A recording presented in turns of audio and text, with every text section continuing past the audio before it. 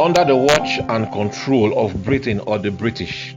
It took 53 years between the period of 1861 all through to 1914 for Nigeria to become a colony in 1914. Nigeria gained her independence on October 1st in the year 1960 and became a republic in the year 1963. If you do your math very well, you will discover that it took 3 years for Nigeria to become a republic from the date or the time of independence. But please bear in mind that the journey to independence started with some constitutional developments in Nigeria. After independence, ethnic strife was bettered, which paved way for military coup. And instead for military to maintain law and order, the military came in, took advantage of the situation. The military came in and grabbed power in the midst of confusion and ruled the country from 1966 all through to 1979 and gave up power for whatsoever reasons, but returned back to power in 1983 and held power up until 1999 before giving power back to a democratically elected government and system, which will still have an experience till this date. This is Indigenous TV, where we publish news and entertainment. You are respected, you are honored, and you are most welcome on this platform. Moving forward, what was Nigeria formerly called? According to history, the name Nigeria is associated with the river. The first section was named the Northern Nigerian Protectorate, and the other half was referred to as the Southern Nigerian Protectorate. However, in 1914, these two halves were brought together or were united, and the area became known as Nigeria. And in my view and opinion, it was a deadly merge by the Britain and her taskmasters that should never have been in existence. But for selfish reasons, Nigeria was bettered. And I can clearly say that Nigeria was not bettered for the good of the citizens and the owners of Nigeria, but for the good and advancement of Britain. Nigeria had been under military rule for a combined period of over 30 to 35 years in Nigeria since independence. Nigeria was formed in 1914, gained independence in 1960, and the Civil War started in 1967. And the topic of the Civil War is a topic that we are going to discuss or talk about on this platform at a later time and date. However, I have questions in my heart that needs answers, and I would like to share them on this platform. 1. Is Nigeria truly worth being referred to as the giant of Africa? 2. Going by the obvious meaning of giant as a word, do Nigeria deserve the exclusive right to be called the giant of Africa? 3.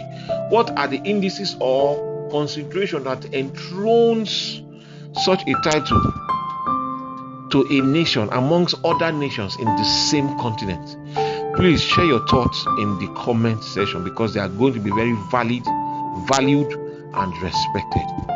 How did Nigeria begin? Precisely on the 1st of January in the year 1914, being a Thursday, Lord Frederick Lugard, who was the governor of both the Northern Nigerian Protectorate and the colony and the Protectorate of the Southern Nigeria, signed a document consolidating these two, thereby creating Nigeria.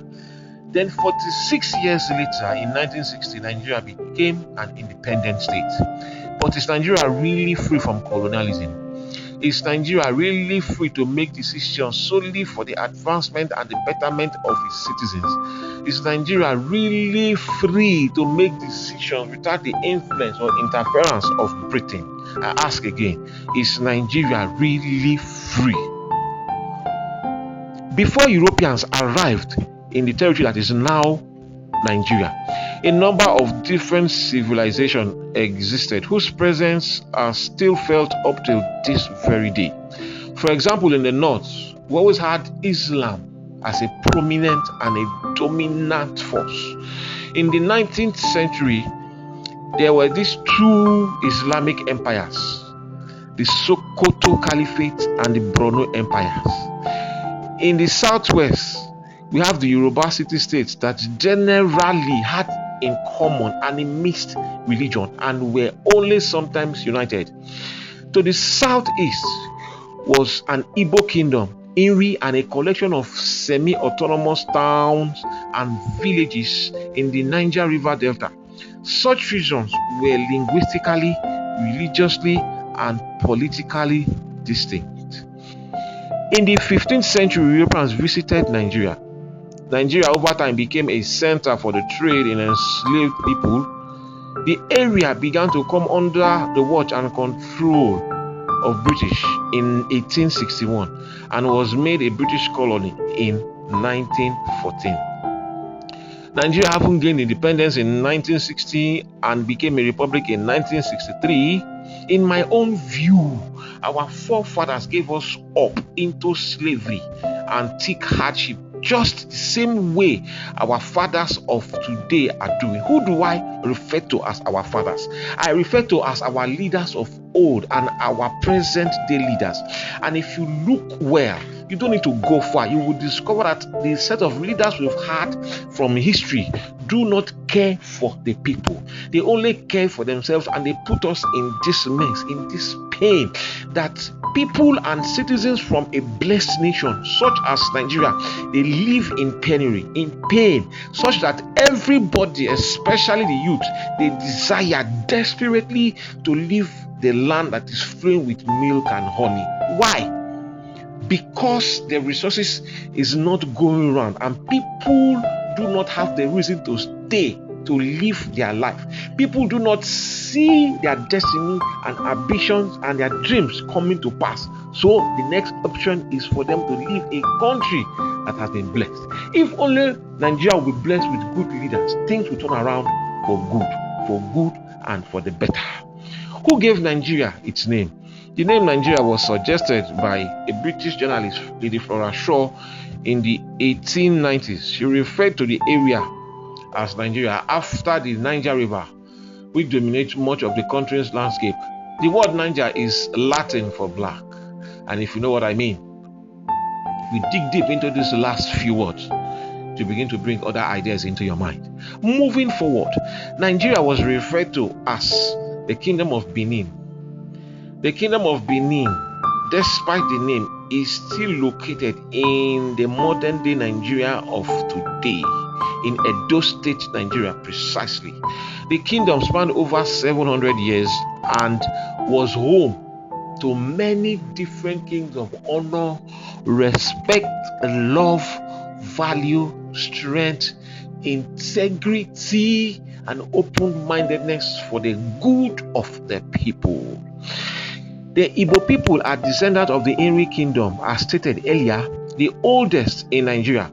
They have many customs and traditions and can be found in eastern part of Nigeria. This tribe differs from other tribes in that there is no hierarchical system of government. Nigeria was also called the colonial Nigeria, ruled by the British Empire from the mid-19th century up until 1960, when Nigeria achieved what I call restricted independence. No nation can exist without people therein. My question is, who are the natives of Nigeria? Nigerians or the Nigerian people are citizens of Nigeria or people with ancestry link to Nigeria. Nigeria is composed of various ethnic groups and culture, and the term Nigeria refers to a citizenship-based civic nationality. And Nigeria is made up of over 250 ethnic groups. Who were the original Nigerians? According to early histories, archaeological research pioneered by Charles Shaw shows that people were already living in the southern Nigeria, specifically the Igbo-Ukwu region, Nsukka, the Afikpo, and the Ugwuele region over 100 years ago. Evacuations in Ugwuele, Afikpo, and Nsukka shows evidence of long habitation as early as 16,000 BC. What about our so-dear cosmopolitan city, Lagos? I love Lagos. I love Lagos. Lagos, also referred to as Eko. How did the name come about? The founders created a coastal village called Eko, but does it mean that Eko may not be an indigenous Nigerian word? In the 1760s, Portuguese traders settled there and began using Eko as a port for slave trade, renaming it Lagos after the coastal city in Portugal that had the greatest trading links with Africa, also meaning that Lagos was and is a borrowed name. Is it true and possible that Nigeria was sold to the Britain or to the British? By who and when did this happen? The answer is yes. Nigeria was sold to British, and Nigeria was sold to British by a man named George Goldie, the founder of the Royal Niger Company, which had its headquarters in Lokoja. Sir Goldie sold the southern Nigerian protectorate to the British government for a meager fee of £865,000 in the year 1899. What are the tribes in Nigeria? We have numerous tribes. We have the Hausa tribes taking a whooping sum of 25%, the Yoruba taking 21%, the Igbos taking 20%, the Fulanis taking 4%, the Ibibios taking 3.5%, the Thieves taking 3.3% of the population, the Kanuris taking 2.4% of the population, and the Ijos taking 1.8% of the population, and the list continues. The ethnic groups represented in Nigeria are more than 100, 200, 300, but at least 371 in number. We have some of the ethnic groups here. We have the Abayon in Cross River State, the Abua River State, the Achipa in Kebbi State, the Afizere in Plateau State, the Urobo in Delta State, the Yachi in Benue State, the Aniochas and the Onyomas in Delta State as well. We have the Aworis in Lagos State. We also have the Aworis in Ogun State. We have the Andonis in Akwa Ibom State. We also have the Andonis in Rivers State. We have the Ishan people in Edo State, and the list goes on and on. What is the oldest tradition in Nigeria? The Nok culture was one of the earliest known societies of West Africa. It extends or existed in modern day Nigeria from around 500 BCE to 200 CE. The Nok farmed crops and used iron tools. How important is Nigeria to the world? If not for anything, Nigeria is Africa's largest economy and the world's most populous black nation. Despite the massive corruption, Nigeria's size and resources clearly attract and impact the world. Nigeria also boasts of being one of the most accomplished diaspora population around the globe and blessed with enormous human and natural resources. In this present day, Nigerians are doing well, very well in the diaspora, and are carving a niche for themselves and making the country proud. If necessary things are put in place, more people will come back home to add value to the nation. Until next time, this is Indigenous TV for news and entertainment. Thank you and be good.